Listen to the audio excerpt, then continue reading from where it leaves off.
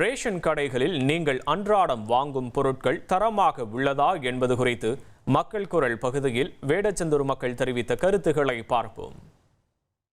பருப்பு, எண்ணெய், எல்லாம் சேமியா, ரவை எல்லாம் கொடுக்குறாங்க.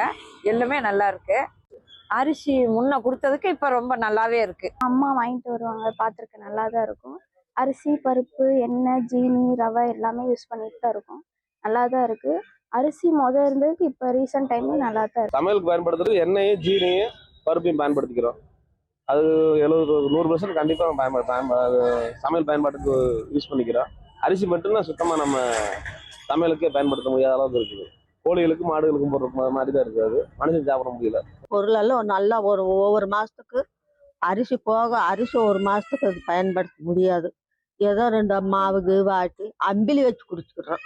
அதுதான் இந்த மற்ற அரிசி கொடுக்கறத சோறாக்கி பயன்படுத்திக்கிறோம். அரிசி, பருப்பு, எண்ணெய், உப்பு, மளிகை ஜாமான் பொருள் எல்லாமே ரேஷன் கடையில் என்ன பொருள் கொடுக்க அத்தனையுமே வாங்குறோம்.